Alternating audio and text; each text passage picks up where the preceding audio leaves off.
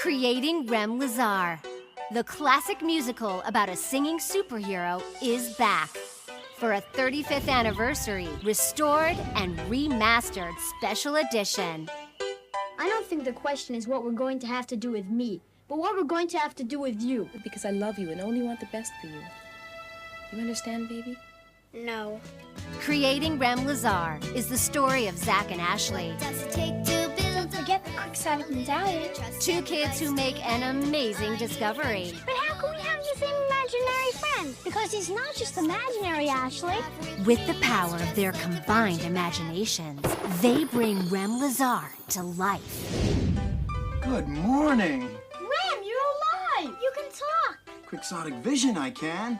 They sing and celebrate. From within your mind, no one else can find the life that you inspire. From another place, not from outer space, but from some place even higher. Rem Lezar.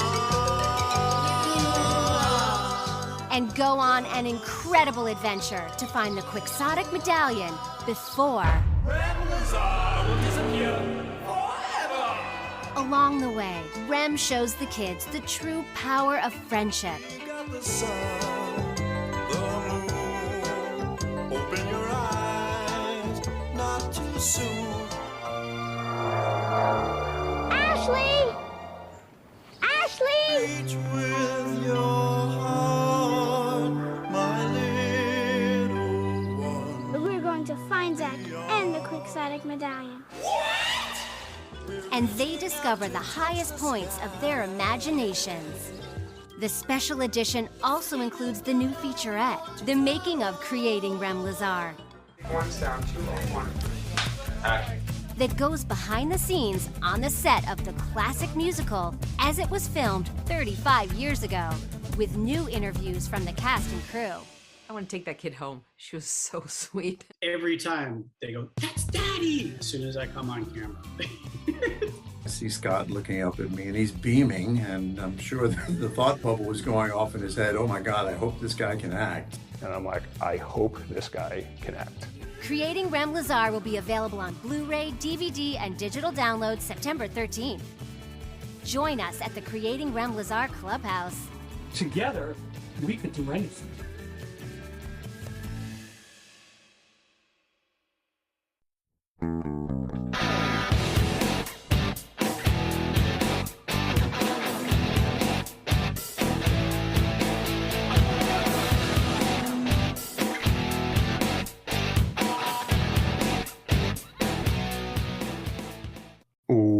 Welcome to They Called This a Movie, testing the strength of friendships one terrible movie at a time. Subscribe to the podcast on iTunes and other podcast services by searching They Called This a Movie, and find us on Blue Sky, Threads, and Instagram at TicTanPod. That's TCTAN Pod. Welcome back to They Called This a Movie. This is Anthony Del Vecchio. With me, as always, is Dan Aquino. Say hello, Dan. Hey, what's up, everybody? Welcome, Dan. You don't have a bit for us tonight? No, listen, that's not my forte. I'm not the bit guy. Okay, I'm not the bit guy. I feel that I don't do anything that I don't have any. Well, I do have a niece, but I don't keep tabs on my niece, so I don't know what she's doing. So I can't even say like, oh, well, my niece did this today. Like, yeah, my kid, he's one. He just yells at things. That's it, you know. Oh, I got something for you, Aunt. Sure. Here we go. Here's a bit. All right, get ready. It's coming. So there's a movie coming out. We talked about it on the Discord a little bit, so a little segue into the Discord. But one of our Discord members, our Patreon, brought up a movie coming out called Undertone. It's a horror movie, and I was thinking I really want to see this movie, but having a child makes it difficult. You got to get a babysitter, and sometimes it's easy to find. So my coworker said, "Why don't you just bring him to the movie?" So I was like, oh man, I feel like it would go one of two ways. Either this would be his villain origin story, or he loves it. And both of those scenarios are problematic, I think. And I don't know which one I would want more. Either I feel like it'd be worse if he likes the horror movie. Like, oh, we're raising a psychopath, essentially. Like he's all about it. But I guess I want to know I don't remember the first horror movie I ever saw in theaters, and I don't remember how old I was. But I would have to imagine 2 years old is probably a little young to watch a horror movie, right? I'm not wrong there. Yeah, and also you Okay. gotta think of the other people, the audience, because I Sure. know I would if like someone strolled into Midsommar or something like that while I was watching that, like a 2-year-old sitting next to them, I would think something's weird. But would that would probably take your focus away from the movie It because now 100% would. Yeah, right because now you're focused on the kid. yeah, Like, what is this because kid gonna do? I think it was Hereditary. I went to see it like a 10 o'clock in the morning show, and in the front row is like two guys and like a 4-year-old daughter there. It was like, man, this must be the guy's weekend with the kids, and he forgot, and he made Yeah, plans to go see Hereditary with his buddy. right. I was like, well, I already committed. I bought the tickets. Yeah, I can't say no. I keep rescheduling on Greg over here. I just bring the kid. It's fine. yeah. She's not And, gonna say halfway through, "Can we go now, please?" Which is what this and girl did.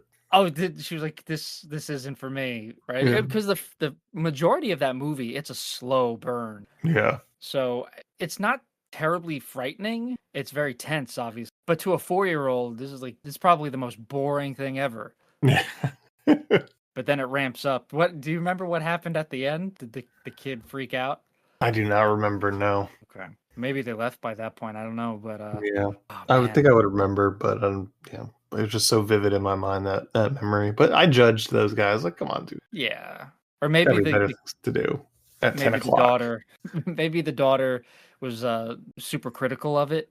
Like, oh, yeah, I mean, Tony Collette's good and all, but it's just too slow. It doesn't really get going for a long time. It just like becomes a real critic about it. Jeez. That's why they brought the kid. Yeah, it's got a And refined palate. right. Like we brought her to go see Trolls 2 last week. So now we're gonna bring her to see Hereditary this week and even it out a little bit. You said Trolls 2. I was thinking of Troll 2. I was like, why would they bring her to go see Troll 2? Oh my god. Well, again, refine the palate, right? You Yeah. gotta from the very worst to the best. Well, we're starting Danny out with so you know this, but maybe everyone out in our listeners might not know. But Danny is a big fan of Godzilla movies. I got him started on that, so already I've fucked this kid's life up.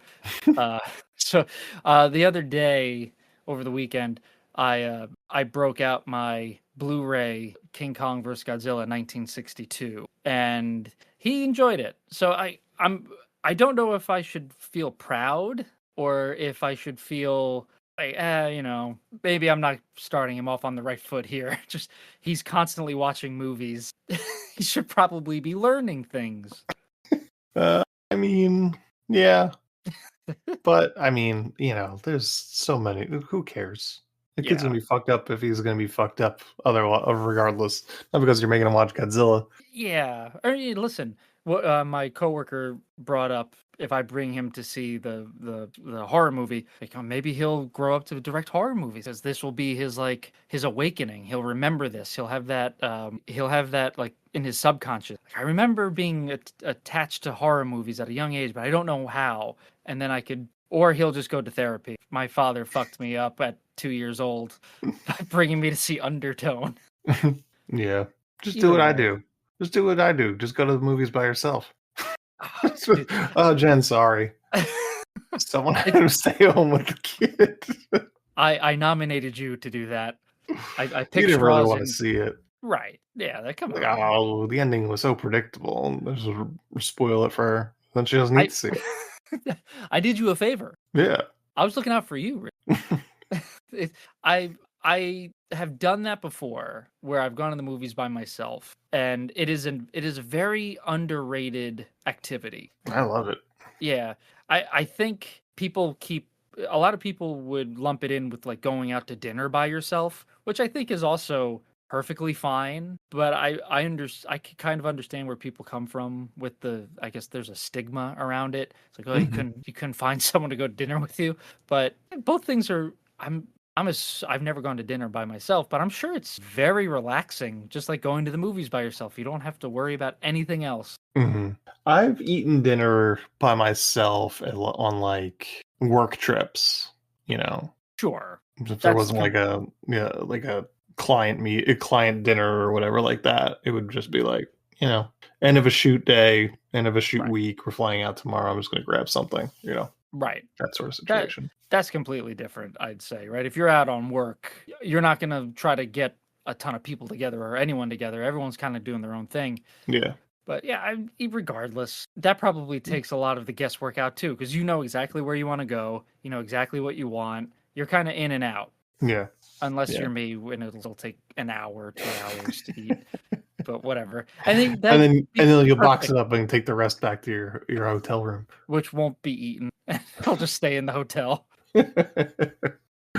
But yes, I think people have to be more comfortable doing the things they like to do by themselves. I agree. My first the movie that I saw by myself for the first time alone was The Wolverine, not Wolverine. I went after the gym, and I was a little hesitant at first, but I went. There was 2 people in the theater. Like, this is great. I can just relax. I don't have to worry about getting anything for anyone else. I think it was like 12 o'clock, and I was home by 2:30, 3 o'clock, not even. This is great. I feel like the world is my oyster here. Yeah. But yeah, I think the first movie I saw by myself, I was in California on a work trip, and I went to see Appaloosa, the Viggo Mortensen Ed Harris movie. Gotcha. Not a good movie. Well, The Wolverine's not a very good movie either. So yeah. But I think more so than anything, I just remember the feeling of relaxation. Yeah. It's just like, oh, this feels fine. Yeah. I don't know why I didn't do it years ago. Yeah. Because you go through the hassle, especially when you're younger. The hassle of your parents driving you, making plans with your friends or friend. This might be lost on the newer generation, but we would have to like call our friends' houses because cell phones weren't really a thing, and coordinate like, oh, the new Star Wars movie's coming out. When do you want to go see it? Oh, we'll go see it on Friday or Saturday after school. But yeah, now it's just so much simpler, I guess. Yeah, it takes the fun out of it a little bit. Or I don't know. I have no idea. Yeah, maybe it wasn't that fun. Maybe it wasn't that fun when we were doing that. I don't think so. I remember being left. I brought up Star Wars, but the Revenge of the Sith. I got stood up. I was supposed to go see Revenge of the Sith with friends. They went and saw it without me because I got home late from a baseball game school. I remember being so mad. It's like, that movie's such a piece of shit. Yeah. Like, I dodged a bullet. I think I went and saw it with my dad just to like get back at my friends. Like, yeah, I went and saw it with my dad, so take that. That's the third one, right? I was in college when that one came out. Yes, episode 3. Yeah, I was a senior in high school, and my friends were freshmen in college, so they had time, and I was still playing baseball. And I told them, all right, the game's gonna end at this time. We'll go at this time. And I think I wound up getting home a little later, and they just went without me. It just like, that was like crushing back then. I didn't get to see Revenge of the Sith with my friend. Because the last 2 movies were so good. Oh yeah. I think it was more just so being left behind is what pissed me off. Yeah. So I think I told my mom to shut up when when that happened, because I was on the phone, and I was in an argument with my buddy, and they held the phone up at the theater so I could hear the opening John Williams score. Like, dun, dun, dun, dun. So they like really rubbed it in, and it pissed me off so much that my mom was saying something, and I was like, "Shut up, mom!" And I got in a lot of trouble for that. Just man, angsty teen Dan. Just really went down a rabbit hole just there. Yeah, I had a lot to lay out. What about Revenge of the Sith? Right, and I think that's what makes it even sadder, right? That's the worst part of the story. Like, this is all over episode 3, Revenge of the Sith. Yeah. Everybody loves that movie though, man. Well, people do now, I guess, right? It's their second favorite. It's the apology tour, the prequel apology tour. Yeah. God, I'll never get over it. I'll never understand it. Movie that just connects the dots that he needs to connect the dots. No, it wasn't necessary. None of it's necessary. There was a great trilogy that should have just been left alone. We can't do that. We don't know any better. They need to make their money, man. And they did. Oh boy, did they. All right. Well, besides that, as you can hear, obviously, Mark is not on his podcast. He's down in Florida. So we're a two-man team. And what we usually do when we are just down in person, we usually try and pick something interesting, different from our usual picks. But this week, we kind of did the same thing as what we usually do, almost, just about. It is kind of a movie, though. But we went through the bad movies, Hall of Fame of sorts, and decided on a very infamous bad movie, Creating Rem Lezar from 1989. Creating Rem Lezar is directed by Scott Zakarin, who directed The Adventures of Cinderella's Daughter and Jekyll. It stars Jack Mulcahy, Courtney Kernigan, Jonathan Ghosh, Kathleen Gotti, and Scott Zakarin. IMDb score of 5.5 and 0 Rotten Tomatoes score. Plot. And by 0, I mean there is no Rotten Tomatoes reviews there. Plot. 2 elementary school children have simultaneous existential crises brought on by and solved by their sleep paralysis demon, Rem Lezar. In order to retrieve his quixotic medallion from the highest place humans can think of, Rem kidnaps the children and takes them to New York, and then hiking as they race against time against Vorok, a giant face that just wants to be loved. Dan, where are you coming from with Creating Rem Lezar? So, yeah, like you said, this is an infamous bad movie. So to peel the onion layer back a little bit, while we were discussing what to watch, we went through a couple of different ideas, right? Anthony, you had brought up like Bar Rescue, doing an episode of Bar Rescue. We thought of maybe doing a Simpsons episode, and then we kind of just, we figured, you know what, this is available. It's something that I think we've both watched from, I would assume, from Red Letter Media, right? They cover this. That's where I know it from. So I searched it. I was like, you know what? Let's see if this is available. And sure enough, it was. It's on Tubi, where it rightfully belongs. And I figured, why not? Let's do this. And you jumped on board with it, and that's kind of where I'm coming from. I know it from Red Letter Media, and they do a good job of picking out, the meaty parts of these videos, but they don't do everything. They don't cover the whole thing, usually the whole video. And there's some things that they left off that I do think we'll talk about in a few minutes. But yeah, like, this was something that I didn't really have I didn't have a huge desire to watch. This wasn't like a Samurai Cop or a Miami Connection where, like, yeah, I definitely want to check this out. It's almost like you need to, or like The Room, right? That's a movie you have to watch if you're into good bad movies. This was just something kind of like on the periphery. But I am happy that we picked this. I'm happy we went with it because I feel like your description is perfect. It's these 2 kids who are having a mental crisis where the one boy, for some reason, he's like super misogynistic for being a young boy. Like, girls don't understand superheroes, I guess. And the teacher is scolding them for having the teacher and parents are scolding the kids for having imaginations. Yeah. So yeah, that would probably lead to some sort of mental, like shared psychosis, I guess. Geez, I didn't realize how many songs there were in this video. That's something that they kind of skip in the Red Letter Media review. Yeah. A lot of songs. Not a single one of them good.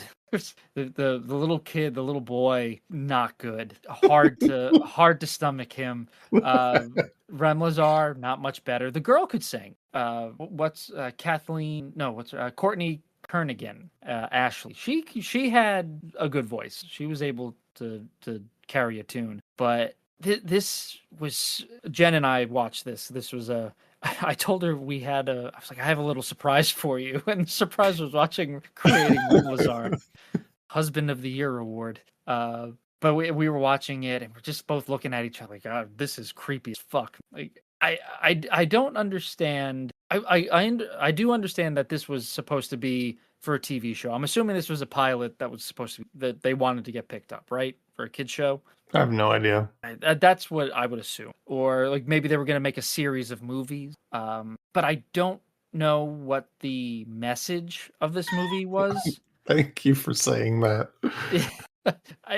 So he's a part of their imagination. Yes. Okay. So what my understanding is, he wants to help these kids use their imagination, which, okay, I get that. But what does he do? He doesn't really do anything. He anytime they ask him like about anything like profound, he just comes back and asks them what do they think. Right. Yeah, like he's dressed as a superhero, but he has no powers that I can discern. I mean, Like, he is able to teleport them. That's true. Okay. Right, out of the water, right? Or And I then guess like to New York. into New York and to the hiking trail. So so his power is just teleportation, I guess. I feel like he's kind of like a Clarence. Okay. Oh, like a guardian angel type thing. Yeah. Okay. But like completely in their heads, potentially. But no, they got that crazy ice around their necks at the end. Yes. So he can manipulate the real world. Right. Yeah. Technically in terms of the canon of this movie, that all happened. Yes. And he also interacts with the several performing artists in Central Park. Yes. Like the greasers. 2 guys in your group with suspenders. Yeah, that's a no-no. So you gotta definitely pick the one person who could rock the suspender. It's either all of them or one of them. No in between.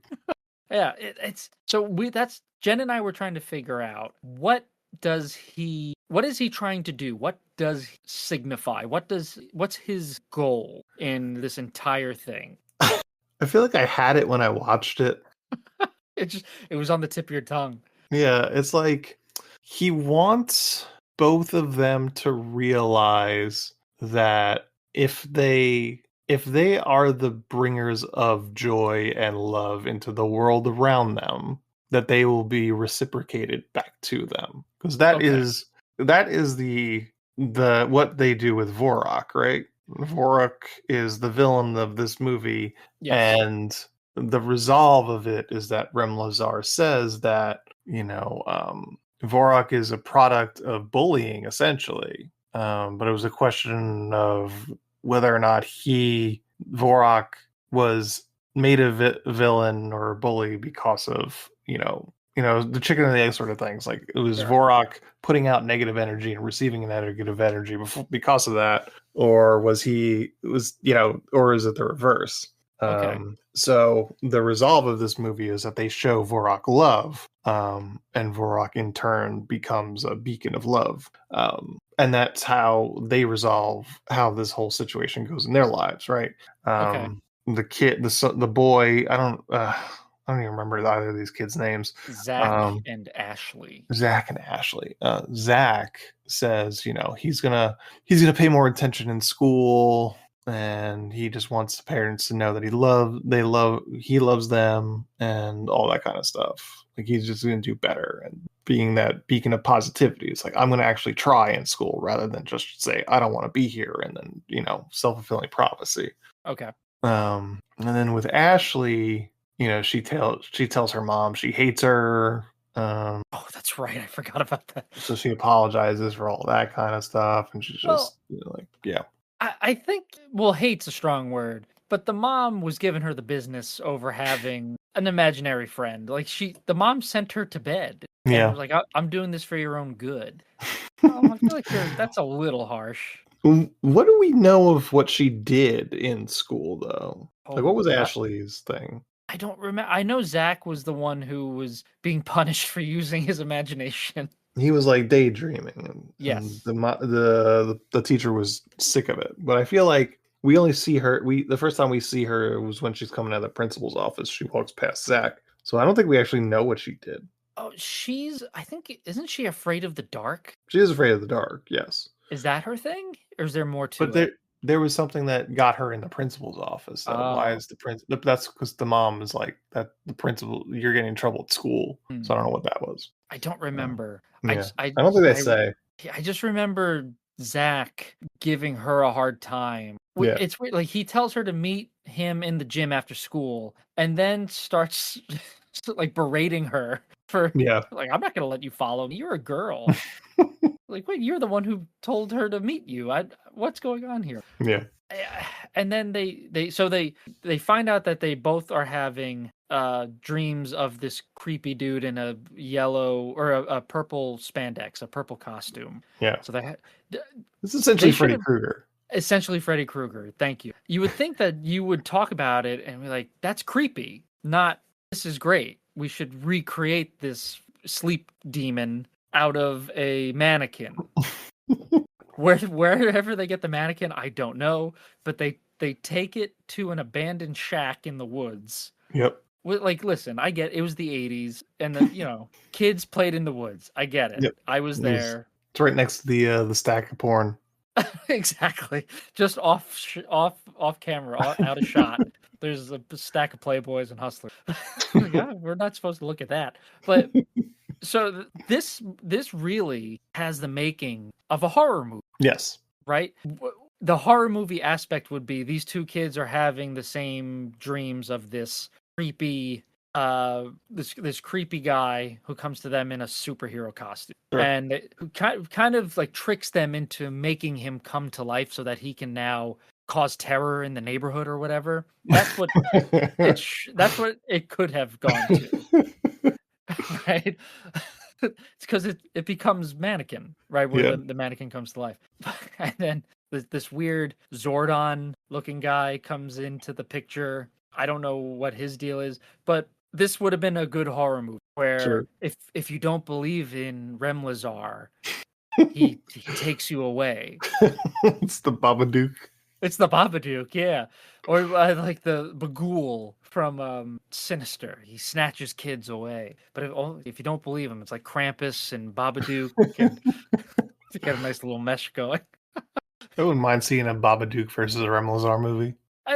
That would be so cool to have him. It's almost like how Steamboat Willie is now in the Public domain. in public domain. So like Rem Lezar, you can make the horror of Rem Lezar or the blood of Rem Lezar, something like it's like a Hammer film. Yeah, I'd like to see a horror version of Creating Rem Lezar. Like you put the quixotic, what is it, quixotic? The quixotic medallion. And that's what gives him life. Yeah. Even though that was another thing that confused me. In this, when Zach and Ashley create Rem Lezar out of the mannequin, he comes to life without the medallion. Yeah. So what's the point of the medallion? So here's the thing. I was thinking about this after I watched this. Oh, by the way, I watched this twice. This is the first time I've ever watched this. Very good.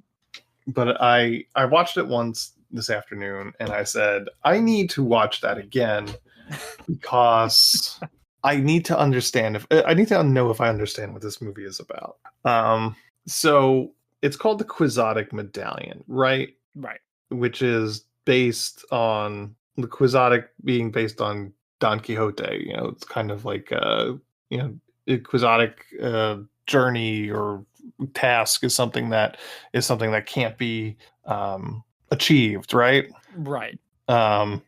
So I think I was thinking, it was like, am I giving them too much credit by them calling this thing a Quixotic medallion, and the fact that they are unable to get this until the very end, right? Their journey is a failure in a way. They do not get the Quixotic medallion. It is something because its location is impossible to reach, right? Right. It's the height of imagination is at the highest point that you could think of, right? Right. Yeah. So like, is that the message? That it's something that's unattainable? Yeah. Is that like, was that the point? Was that because you could say that those idiots. They didn't. Nothing happens. You never get the quixotic medal. The whole movie's pointless. It was like in that, is that the point? But again, I don't know if it means anything to the actual plot of the movie or the theme of the movie. Yeah, I agree. There's really something else that Jen and I were discussing was if this is marketed towards kids, it's too confusing. Mm. It's too confusing, right? Because Rem Lezar talks in riddles the entire time, and he doesn't answer anything. And all of his anytime he does answer, it's in the form of a song, and the Right. song doesn't really give you the answer. It does not. But I'm going to disagree with you on one thing here, Dan. Go ahead. I think these songs are bangers. Really? Oh gosh. Not the performances. I'm not talking about the performances. Like the arrangements though, and the lyrics, they kind of slap. I remember one of the earlier songs is about he's basically like gonna take one of them away into the darkness. Yeah.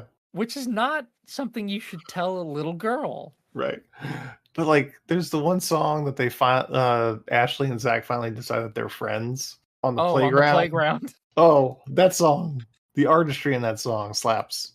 So that I don't remember a thing about it other than them being on the playground. But that should have been what the conclusion of the story was, is that they have a friend in each other, that they no longer need Rem Lezar. But because if I remember correctly, the whole point of this scene is for them to be like, hey, we're friends now because we can create Rem Lezar. Yeah. I feel like the problem is there's not one lesson being learned here. There are so many. Like Rem Lezar throws Zach into the water. No, he Vorak tricks. Vorak, yeah, that's like a minor illusion thing. Yeah. With the medallion, and Zach trips into the water and Rem Lezar picks him up. But like also like at that point, Vorak has created an illusion within the illusion of that there are two Rem Lezars, and both have gone on different paths, taking Ashley on one and Zach on the other. And the resolve of that is that they call out for each other because they know they need each other's help. Right. And that's how that they come back together. But I was thinking this one, when they call out to each other and they finally are back together, it would have been great for everybody involved if like Zach went to where Ashley was, rather than both of them winding up in the water. in the river. Yeah. Rem Lezar can teleport, but he can't teleport them out of danger, essentially. Right, yeah. Yeah. That's not good for a superhero to do. I was also looking at the scene immediately after, because then he gets them out, or Varrock helps. I don't remember. He gets them out using his magic. And the subsequent scene, Zach is just soaked head to toe because he was just in the water. But Ashley, who was also in the water, is not wet. I noticed that as well, because I think I made the comment, was like, they couldn't dry the kid off. He is sopping wet. Yeah, I think the poor kid. Like, I understand wanting to have some sort of continuity. Yeah. But if you're going to dry off one kid, you should really dry off the other. Rem Lezar's bone dry. He was in the water too. That's right. Right, because Jack Mulcahy wasn't putting up with that. He was like, listen, I have to wear this ridiculous outfit. I'm not doing it soaking wet. All right, you get one or the other. Yeah, that made me laugh. But like, I guess that's the point of that. But like again, there's conversations of believing in yourself, believing that you can be loved, and the world will love you back. If you love, the world will bring love back. Yeah, there's a lot of things going on, and then don't forget to don't lose your imagination. Right. Yeah. It's very they try to cram in too much. Yeah. So it's something else we were discussing was, this came out in 1989. Barney the Dinosaur came out in 1992. I feel like these are close together in age range, right? Probably like, I don't know, 5 to 6 years old, possibly, are watching, would watch Rem Lezar and Barney, right? Barney was very good at staying on topic, right? You know, hey, this week or this episode we're talking about letters, or this week we're talking about colors. It's a learning show, and it was good at staying focused with a very silly character. Rem Lezar does the opposite, where he tries to instill too many values at one point. Yeah. So it gets a little bit jumbled, and especially for kids who have a hard time possibly retaining too much information from something like this. Right. So it's a little bit chaotic in that sense, Yeah. where it really should have just stayed on topic of friendship. Hey, listen, you know, no one could go through this alone. It's good to have friends, and it's good to extend friendship to even those who maybe don't want friendship, or like whatever Vorak was, right? Like he's a bully, but hey, you should still try to extend friendship towards a bully, or you know, they need love too, or whatever, they need friends. But no, like you said, yeah, it's like too much going on for this, and there's a lot of different set pieces, right? They're in the school, they're in the they're in the shack.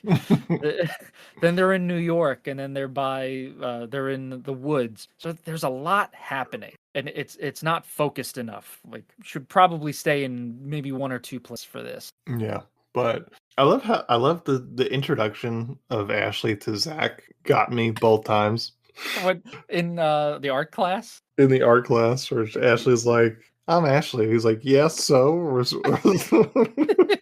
My mom said one day girls wouldn't be able to resist me. It's like, oh wow, this kid is getting his head pumped full of ideas here already. Yeah, I love also that Zach has just the thickest Long Island accent, and it is just not discussed. Yeah, he's your typical like Italian kid. Yeah, Strong Island, like straight out of like a Bronx Tale. Yeah.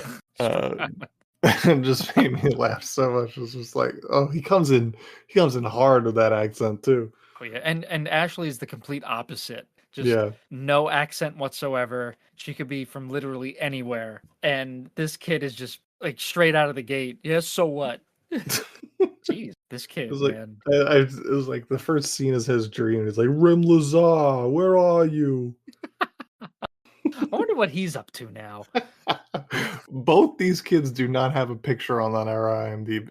Don't have a headshot on their profile. I would imagine this was like the one and done for them. Yeah, because I know Jack Mulcahy was in a couple movies, nothing huge. I think he was in Goodfellas, probably like a background role or something like that. But yeah, I don't think many people in this movie saw much work afterwards. No. Yeah. We were making fun of them when they go to New York. I was like, man, that's ballsy, walking around New York in that outfit. Yeah. Like, I'm sure there was some slurs hurled at him while they were filming. 1989, yeah. Oh, in 1989, get out of town, man. They were ruthless, I'm sure. Like, I just try to think of what Jack Mulcahy, who played Rem Lezar, I'm trying to think of what, like, trying to get into his headspace. Yeah. Like, it's a gig. It's a gig. This could lead to something else. Maybe this will get picked up. You know, you're just trying to focus on the work and not looking like an absolute weirdo. Yeah. It can't be easy. And like, you kind of have to give him credit for, like, they're singing and dancing in the park. Again, I'm sure people are like, what the hell is going on here? I was waiting for the other shoe to drop on this being a Christian propaganda movie. Yes, me too. I thought they were going to try to sneak that in. But I didn't clock anything, right? It's pretty secular from what I could tell. Yeah. Yeah, I think this was something that kind of extended to everybody. Mm-hmm. Which, you know, great. That's a good surprise. Yeah, I was looking at the director Scott Zacharin, his filmography, and it might just be something about he likes superheroes and he wanted to do something that was wholesome for for children because he's Kids. got he directed 9 episodes of a show called Superhero Diaries, which I've never heard of that. Okay. There's something else that's Stan Lee's Mutants, Monsters, and Marvels. He was director of. So maybe he's just into comics. He also directed part of Playboy Sexy Shorts. Playboy Sexy Shorts. Interesting. That's completely opposite. Yeah, 2000. I think I definitely get that he wanted to do something superhero-esque, right? But there's nothing super about Rem Lezar. He doesn't do anything heroic. He does not. No, we needed to see him. I don't even know if that would have fit, like battle Vorok in some way. Like But that's meeting Vorok with hate. That Exactly. fuels Vorok. Right. Yeah, I don't know. I don't know what the point of the movie was with him then. He doesn't do anything to really help the kids other than take them out of the water. Yeah. Right, he doesn't even give great advice most of the time. Like, don't lose your imagination. That's good advice, but they're not in any real danger throughout. Like Vorok doesn't present danger essentially. Yeah. I don't know. I don't know what they were aiming for here. I don't know what the end goal was. I don't know. I kept wanting Rem Lezar to be like an anagram for something, but it's not. No, I remember this something that they talked about on Red Letter Media, like, hey, like REM sleep. So it's like, all right, REM sleep. Yeah. Like, all right, you see him when you're sleeping, but what the hell is Lezar? Yeah. Like, where did the Lezar come from? Apparently, it's just a play on the word laser. Oh, cool. Yeah. Which he doesn't have. Yeah, he doesn't have lasers. He doesn't But yeah. shoot projectiles. Nope. Like, how cool would it have been if, like, he had super strength or something like that, or he could fly? Because at one point they go to the Twin Towers at the World Trade Center. Yeah. Like, oh, maybe it's up there. Predict the future. Yes, yeah, where Rem Lezar created 9/11. Well, it would have been more interesting because they're talking about like maybe the Quixotic medallion's up there. If they did like a jump cut to him, like, all right, well, hold on, I'll take us up there and pretend it to fly up there, right? And then the next shot is them on top of the World Trade Center, where like he has super strength and he like lifts a boulder or something. At least like give him something superhero-ish. He brings them up to up to the top of the Twin Towers and is like, yes, taking you to the top of the Twin Towers in late summer of the year 2001. We have the Quixotic medallion will be here on this date at this time. Not a cloud in the sky today at 8:42 a.m. Did you just look up when the first plane? No, I think it's like 8:48 or something like that. Rem, what's that in the distance? Oh, don't worry, children planes fly over Manhattan all the time. Right, we're no danger whatsoever. I think that plane's coming awful close, Rem. Don't you think? It's like, well, what do you think? There's that. What do you think? Breaks out into song. Now here's a real question. You know, we covered a week or so ago. We covered First Daughter, where Michael Keaton was president during 9/11, mm-hmm. and probably did some not so good things afterwards. Gave his buddy the heads up. Maybe get out of town, get out of the country. That sounds like something Michael Keaton would do as president. Now, do we think in this timeline, Rem Lezar, if he still exists, could he have prevented it? Could he have pulled a Mark Wahlberg? Not on my watch. not on Rem Lezar's watch. I guess canonically, yeah. Yeah, what could he have still done? Probably happens. Yeah, because like you said, he would just like ask the question. Just answer every question with a question. What do we do, Rem? I don't what know. Do you think we should do? Debris falling on everybody. I don't know. What do you think? Now's not the time. Just give us an answer, Rem. We're 10 years old. We don't know what's happening. Oh, here's another thing. Rem Lezar's ACAB. He's the policeman at the end. Oh, that's right. Yeah. Right? And he gives like such a weird look to the kids when they pull out the Quixotic medallion. Yeah. It's like he has this knowing look. Yep. So like does he that is mean, Rem Lezar. That's what I was going to ask. Is he Rem Lezar? I think so. So then he would fall under ACAB. Rem Lezar's ACAB. Yeah, he's true. Yeah. We made an unfortunate discovery the other day because a little off topic, but we're Bluey fans in our house. We found out that Chili, the mom, is a part of TSA. Mm-hmm. I was like, does that count as ACAB? Like, I think it does. Yeah, unfortunately. Ooh, good question. Yeah, I think Oh, so. Because she works for the airport. She's like airport police or something like that. man. So Rem Lezar and Chili from Bluey under ACAB. Yeah, I don't know, man. They say don't meet your heroes. Right? Right. So now, listen, we go into everyone is doing reboots and remakes. Like there are old TV shows, like Scrubs just came back for a new season, right? So what's the term for that? Like they're not rebooting obviously, but they're like Fuller House kind of thing, you know what I mean? Like legacy sequels. A legacy sequel, yeah, thank you. So in the Rem Lezar legacy sequel, would we catch up with a now, I don't know, 50-year-old Zach and Ashley, maybe late 40s, early 50s, and Yeah. they've lost the will to live, like the world sucks, and Rem Lezar comes back to help them in their time of need. It's the darkest timeline. Like Zach is a divorced dad, right? Yeah, 100%. I mean, Jets still haven't won a Super Bowl since then. His kid is the. Did you ever see the video? I think it's the most recent season. After a Jets loss, they asked this one kid, like, "What did you think about the game?" Yeah. He was like, "I hate this team. I hate this team. Can't I'm change born it, into but it. born into it, but I I'm can't born change into it." So that's basically Zach's whole life.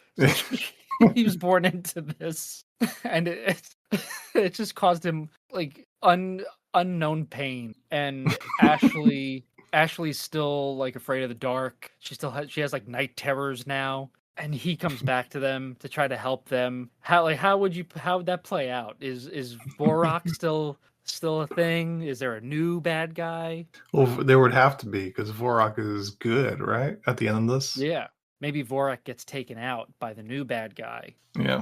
So they have to find. It's like the search for Spock. Now it's the search for Vorak. Or is it?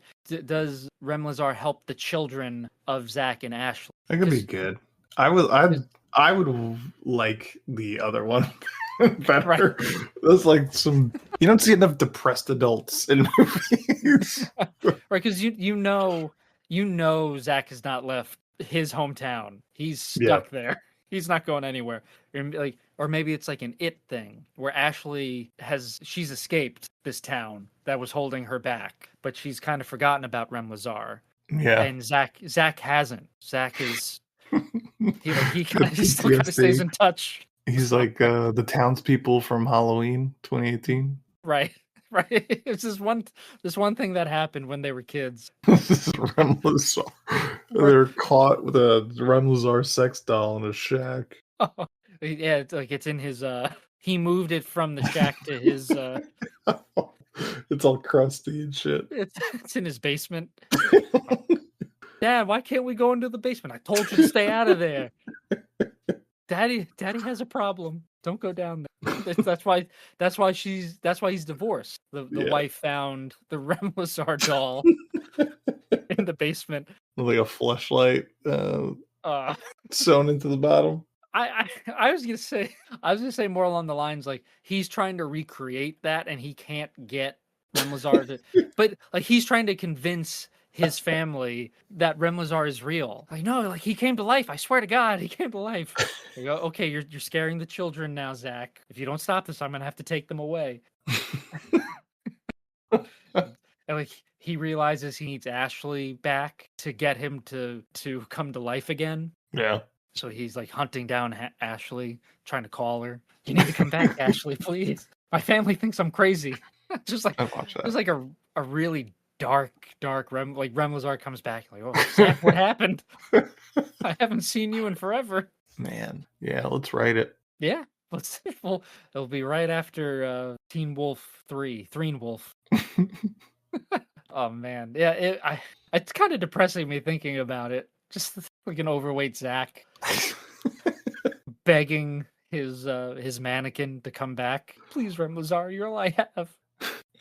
All right, I guess final thoughts. Did you like this? I was just gonna say, I feel like we did talk about a whole lot of it. It was just more like this is what happens, and we didn't really delve. It's 48 minutes. It's a kids Right. movie, so like Oh, I did want to talk about one of those Central Park performers. His shoe sock Which one? combination. The guy's The- rocking like red pumps or like red flats with like knee high athletic socks. The rap artist. Yeah, Okay, yeah, he had an interesting getup, and again, it was 1989, yeah, so I understand that. But I think it was basically this was such a low budget thing. It's kind of like whatever you have, bring it, hmm because you could see it in Rem Lezar's costume. yeah, Right? It's a purple leotard or like spandex with a cape. And Yeah. oh, he Rem Lezar predicted the broccoli haircut, by the way. he did. He's the OG haircut, broccoli Yeah. haircut. Like, man, they put no thought into this costume. Like Yeah. he's wearing spray painted gold Converse. It looks terrible. And I understand it's a low budget thing, but there had to have been a better costume somewhere. Put more color into it than just straight up purple. His hair's purple. Yeah. Would pictures would right you now. say if you saw your son drawing something like this and recreating it, would that disturb you at all? I mean, if he says he keeps having the same dreams over and over again, and a man comes to him at every night, that's where I'd be concerned. Right. Like, what does Yeah. he do when he visits? He sings to me. Wow, okay, that's a little strange. I don't know if I'm gonna spend some money on a therapist, but Yeah, but we have to nip that in the bud. I will say, watching this with my son, this will make you happy because you like the songs. Apparently, he was dancing to a couple of the songs. He enjoyed a couple of them. he knows babies know. They do. It's that their pureness. They could sense Yeah, it. they could sense when something's a banger. But he was afraid. He did get a little scared when Vorok first shows up and like the clip art is, Sure. and he's this really high pitched screeching voice. He's not a fan of that. So again, who is this for? I really don't know. Yeah, and he said we didn't really talk about it, but again, I read somewhere that's 14 songs in a 48-minute movie. That's too many. Yeah, so there's not much that's actually going on. It's true. Yeah, it's very thin on plot. Yeah. And again, it felt as if they needed to squeeze as much as they could into this 48-minute video, right? As many lessons, as many songs, as many dance numbers that they could, and as many locations. Like, we need to package this and show these, whoever's going to pick this up, whichever studio or production company might pick it up. Like, this is what we could do with future videos, possibly. I don't know. Yeah. But I did like that there was like lore that we're just thrown right into. With Rem Lezar? Yeah. Yeah. Like like Vorok is like cemented in this world. He's like Zach knows who he is because he sees him in his dreams, and then like the Quixotic medallions are just like, oh yeah, everybody knows about this. Don't forget that. Right, that's true. Right, because Ashley tells him, "Don't forget the Quixotic medallion." Puts it on the chest. Like, how'd you know about it? Like, everybody knows about the Quixotic medallion. Yeah. See, girls can think of things too. Well, yeah, girls can know about Rem Lezar. Like, that's such a strange line. Yeah, it's like this is a very specific, very specific shared dream.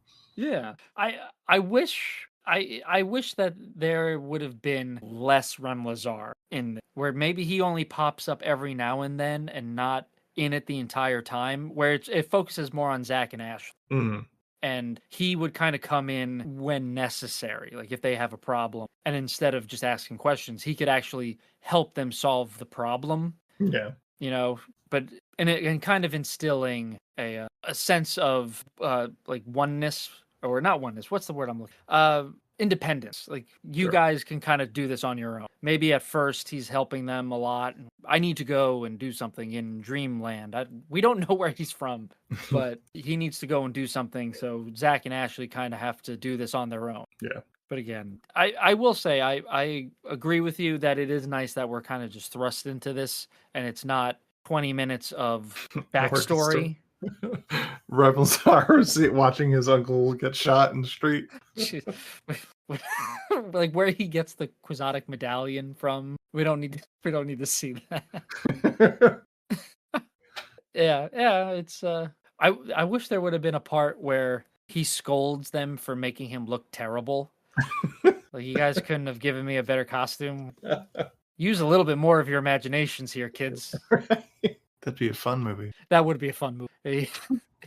Or like instead of having Vorok, maybe they could have like helped Rem Lezar out, and like maybe he's not the one who feels love necessarily. I don't know. I'm just spitballing here to make it a little bit more fun. All right, now final thoughts, Dan. Yeah. So again, I think that this was it was a fun watch. You had asked, did I enjoy watching this? I would say yes, I did, only because of how chaotic it is. It's all over the place. It has a hard time focusing on one thing, and it's so bizarre that's what made it fun. I kept joking around with my wife about how we would make this into a horror movie, and and like making up situations when he's in New York. This is what would happen. So I think I got more fun out of it that way than the actual movie or the actual show program was, because I know you would disagree with me, but I did not like the music in this. I thought the singers were not particularly good, and it tried to cram in so much info into this 148-minute video that nothing really stuck. But at the same time, it's a lot of fun. You could laugh at it. Because it's so creepy. It's so creepy to have these two kids making a mannequin come to life. And I forgot to mention, when he comes to life, I don't know if you noticed this, when they're in the barn or the shack and he comes to life and he puts his arms around them, he's doing like the ultimate hover hands on the kids. He's like not really hugging them. Right. So like I give him credit for that. Like he knew that might have been a little too far. But yeah, I had fun with it. I would recommend watching this because it's so weird. You could have a lot of fun making up your own scenario. As for me, yeah, this was a lot of fun to watch. My wife, she asked me, what are you guys watching this week? And like, I went into start explaining it to her. She's like, I don't even know why I ask these questions, not expecting something ridiculous, but here I am. It's basically her point. But oh yeah, I had a great time with Rem Lezar. The songs are great. It's nonsensical. We tried to parse through exactly what any of it meant. I don't know if we got there, but maybe we did. And just the idea that this was made for children is just baffling. Would you say that it's almost not impossible? It's a very difficult movie to parse through in general. Oh yeah, definitely. Right? Mm-hmm. Yeah, it sets out for a goal of making a children's movie, and it doesn't succeed in making a children's. Yeah, but it's not Christian, which is surprising. Which is a good thing. Yeah, I'm glad they didn't try to backdoor that. Yeah. But yeah, I enjoyed it as well. So those are our final thoughts on Rem Lezar, and that's going to wrap up our discussion on that, but we got another segment. But before we get into that segment, Dan, what do you got for us this week? Please go check out the Game Vault podcast run by our very own Mark Myers and our good friend Tom. It is a podcast where they discuss all video game news. They discuss games that they're playing, things that are games that are coming down the pipe. So if you are an avid gamer or a noob, as they say, this is a good starting point for you because they will break down video games. They'll break down video game news, stuff that's going on in the industry. So there's a lot of good information there. So please go over to whatever podcast platform of your choosing and rate and review them. It helps out a great deal. They are on all socials at Game Vault Pod, and they also stream on Twitch at Game Vault Pod, where they're playing all different types of games, older games, newer games. It's a lot of fun. There's a big variety of games there, so you never know what you're going to get. Please follow them there. You could throw some bucks their way. It helps out a great deal as well. So they do a lot of hard work. So it's a lot of fun. So go check them out. Okay, great. And we're going to take a quick break, and you guys are going to listen to some messages from friends of the podcast. So we'll be right back. And welcome back. And now it's time for our third segment. And this segment is Movie Grid, meaning I couldn't think of a third segment. So we're doing Movie Grid. We tried. We were thinking, yeah, like, let's just. But we decided to do this instead. So I am going to share my screen. Maybe if I didn't watch this movie twice, I would have came up with something.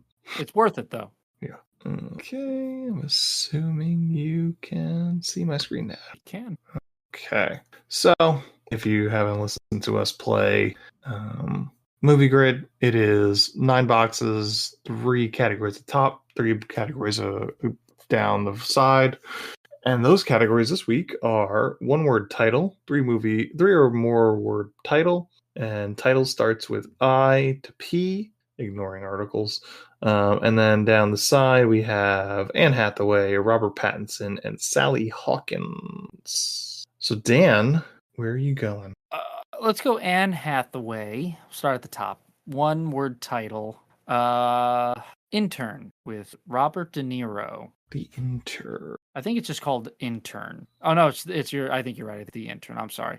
The Intern. There, 22%. I am going to go with Anne Hathaway. Title starting with I to P, and I'm going to pick Passengers. Not that Passengers, the other Passengers. The other pass. 0.6%. Wow, pretty good. Pretty good. All right, Dan, where are you going? Okay, let's go. I'll go down. Robert Pattinson. 1-word titles. A lot of people would think I would say The Batman. I'm not going Batman. I'm going to go with The King with Timothée Chalamet. The King. Okay. Getting better. Mm-hmm. Sally Hawkins is a tough one. I'm trying to stay away from that. We're gonna have to hit it sooner or later, right? Yeah, that's true. All right. I'm trying to think where I want to go. There's plenty of Robert Pattinson's 3 or more word titles. Sure. And there's trying to think of Anne Hathaway movies. I'm gonna go with The Princess Diaries 2. Royal Engagement. Ooh, here's one on the set. Princess Diaries 2 Royal Engagement. I'm gonna pick that one. Yeah, why not? Did it not go? Oh, 1%. 1%. That's great. It's a happy little accident. Yeah, there we go. Okay. Robert Pattinson, 3 or more word title. Let's go with The Lost City of Z. Are they not counting right? That counts. It counts. Okay. 1.6%. Pretty good. Sally Hawkins is coming up. We're getting close. All right. I'm going to go 3 or more word title. Happy Go Lucky. Now, there's hyphens. I feel like Happy Go Lucky is 3 words, though, right?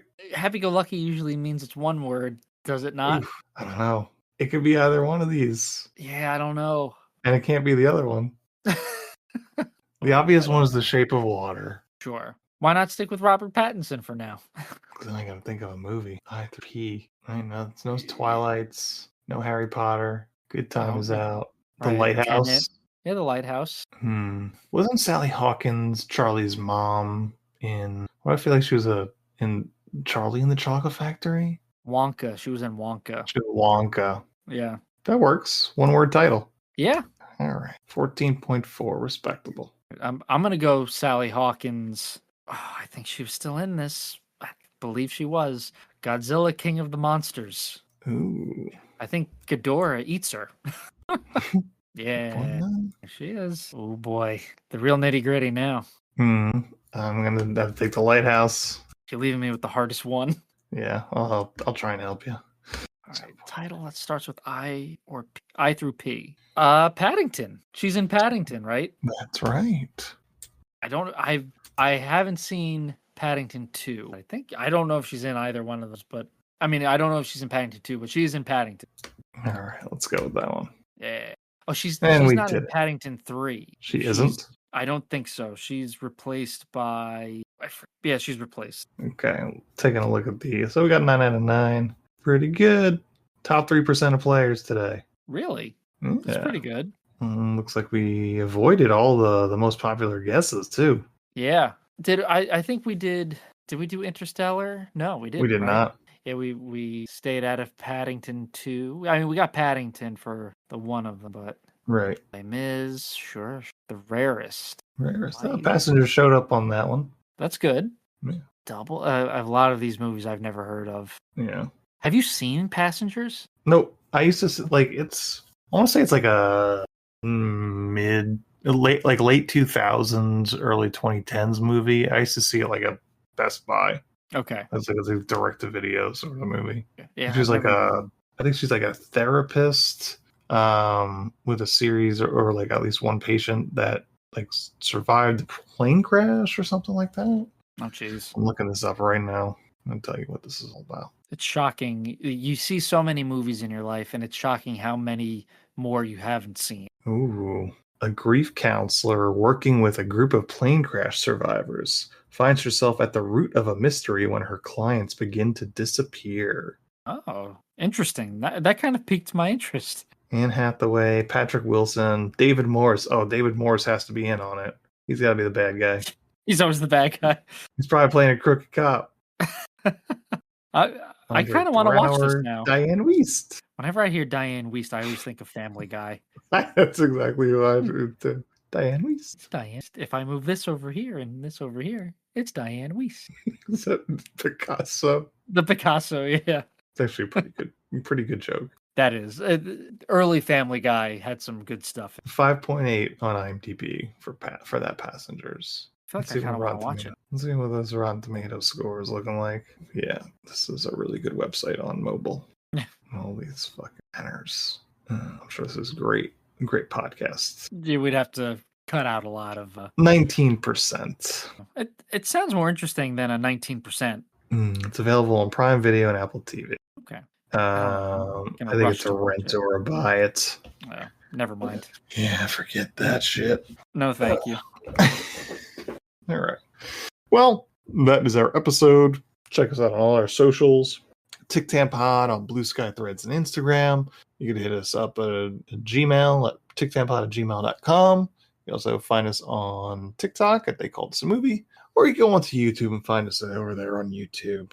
But the best place to get hold of us is over on their Discord. The way to get our Discord is to sign up to our Patreon at patreon.com/TickTamPod.